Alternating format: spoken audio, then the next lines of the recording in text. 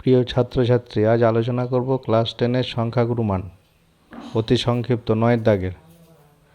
এগুলো একটি পরিসংখ্যা বিভাজনের মধ্যমা যে লেখচিত্রের সাহায্যে পাওয়া যায় সেটাকে কি বলা হয়? তাই লেখচিত্রে যেটা পাওয়া যায় সেটাকে বলে ওজাইভ। ঠিক আছে, সেটা হলো ওজাইভ, উত্তর হবে। পরে 9 দাগের 1-এর যে তথ্যগুলি দেওয়া আছে সংখ্যাগুলির গড় 9 বলেছে, এবার নিচের কোন রিলেশনটা ঠিক? এক্স প্লাস ওয়াই দিয়ে যে রিলেশনগুলো দেওয়া আছে, তাহলে দেখো সংখ্যাগুলিকে আমি কি করব, সংখ্যাগুলি গড় বার করতে বলেছে, সংখ্যাগুলিকে যোগ করে ভাগ করব। সংখ্যাগুলিকে 6 প্লাস 7 প্লাস 8 প্লাস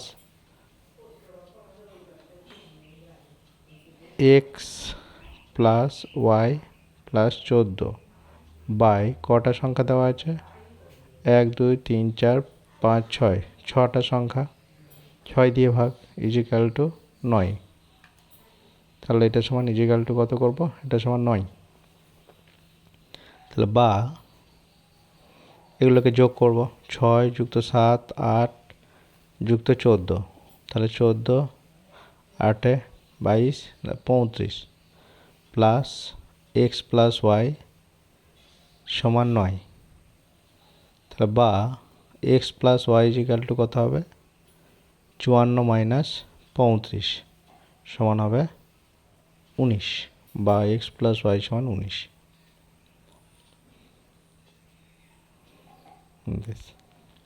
পরেরটা তিনেটা কী দেওয়া আছে দেখো, তিনেটা দেওয়া আছে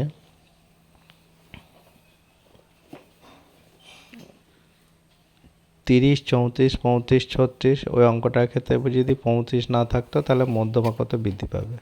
তাহলে সংখ্যাগুলিকে আগে লিখলে আমি পাবো 30 34 35, তারপর 36 37 38 39 40। তাহলে এখানে এন মানে কত? এন মানে দেখো 1 2 3 4 5 6 7 8, এন মানে হচ্ছে 8। তাহলে মধ্যমা কি হয়? জোড় সংখ্যার মধ্যমা হয় 8/2তম পদ আর 8/2 প্লাস 1তম পদের গড়, মানে চতুর্থ পদ আর পঞ্চম পদের গড়। তাহলে দেখো 4 নম্বর পদ আর 5 নম্বর পদের গড়, মধ্যমা মানে মাঝে কে আছে, চতুর্থ পদ আর পঞ্চম পদের গড় বাই 2 দিয়ে ভাগ। তাহলে চতুর্থ পদ কি দেখো, গুণে দেখো 1 30 34 35 36, তাই চতুর্থ পদ 36 আর পঞ্চম পদ হচ্ছে 37। তাহলে তাদের গড়, তাদের যোগ করে 2 দিয়ে ভাগ করলে 36.5, এটা হবে উত্তর। না, এটা 36.5। এবার এখানে বলছে 35 না থাকলে, তাহলে 35টা বাদ দিয়ে দাও, তাহলে এন সমান হবে 7, একটা সংখ্যা কমে যাবে, এন সমান 7। তাহলে বিজোড় সংখ্যার মাঝের কে হবে? বিজোড় সংখ্যার মধ্যমা হচ্ছে, তাহলে মধ্যমার ফর্মুলা হচ্ছে 7 প্লাস 1/2তম পদ, তার মানে 8/2তম মানে চতুর্থ পদ। চতুর্থ পদে কে আছে? তাহলে দেখো 35 যদি বাদ দেওয়া হয় তাহলে 1 2 3 4 37, 35টা বাদ আছে, তাহলে উত্তর হবে 37। তাহলে আগে মধ্যমা ছিল 36.5, এখন 37, তাহলে মধ্যমা বৃদ্ধি 37 বিয়োগ 36.5, 0.5, এটা মধ্যমা বৃদ্ধি। পরেরটা 4 অঙ্কটা দেখো কি বলছে। 4 অঙ্কটা 16 15, ওই যে তথ্যগুলো দেওয়া আছে সংখ্যাগুরু মান 15, তাহলে এক্সের মান কত? তাহলে 15টা বেশিবার থাকতে হবে। দেখো এখানে 16 দুবার আছে, 15ও দুবার আছে, তাহলে সংখ্যাগুরু মান যদি 15 হতে হয় তাহলে এক্সের মান অবশ্যই 15 হতে হবে। এক্সের মান 15 হলে তবেই এক্স 15 3বার হবে, মানে পরিসংখ্যা 3 হবে, তাহলে তার ওইটা।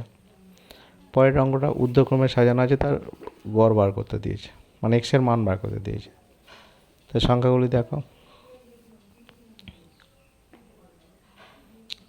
8 9 12 17, তারপর দেওয়া আছে এক্স প্লাস 2 এক্স প্লাস 4 30 31 34 39। তাহলে এদের মধ্যমা বলে দিয়েছে। তাহলে এদের এখানে কটা সংখ্যা 1 2 3 4 5 6 7 8 9 10, তাহলে n ইজিক্যাল টু 10।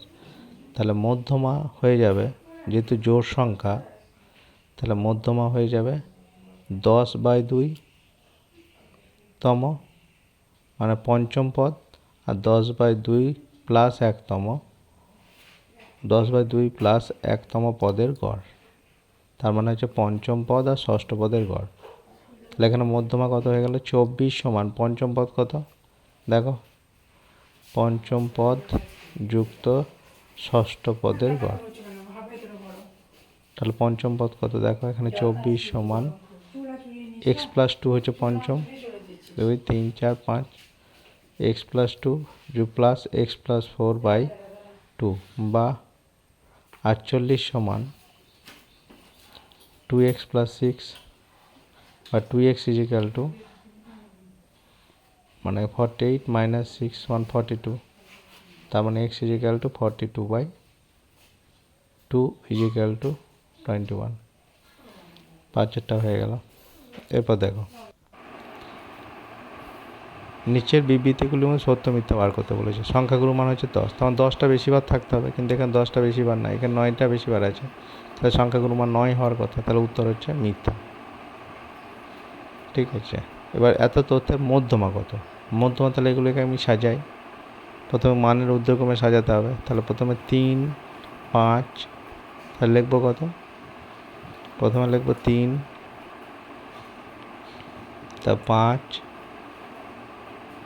তারপর দেওয়া আছে 14 18 20, তার মানে মাঝে কে আছে? আমি এক কথায় দেখবো এখানে কি মাঝে আছে 14, তাহলে মধ্যমা হবে 14, কিন্তু এখানে দেওয়া আছে মধ্যমা 18, তাহলে উত্তর মিথ্যা। শূন্যস্থান পূরণ। যৌগিক গড়, মধ্যমা এবং সংখ্যাগুরু মান হলো কেন্দ্রীয় প্রবণতা। ঠিক আছে, কেন্দ্রীয় প্রবণতার মাপক। এবার পরেরটা x1 x2 x3 xn এর গড় যদি x বার হয়, তাহলে ওইটার গড় কত? তাহলে গড় মানে কি? সংখ্যাগুলি যোগ করে দিয়ে ভাগ, তাহলে x বার সমান হবে x1 plus x2 plus dot dot xn পর্যন্ত তাদের গড়, মানে n দিয়ে ভাগ, তার মানে এখানে x1 plus x2 plus x3 plus xn সমান হচ্ছে xn বার বেরিয়ে থাকলো। তাহলে এত এর গড় কত হবে? ax1 ax2 axn এর গড় কত হবে? সমান হচ্ছে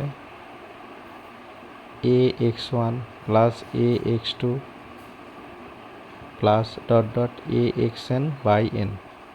তাহলে উপরে যদি a কমন নেওয়া হয়, তাহলে পড়ে থাকবে x1 x2 plus dot dot xn/n।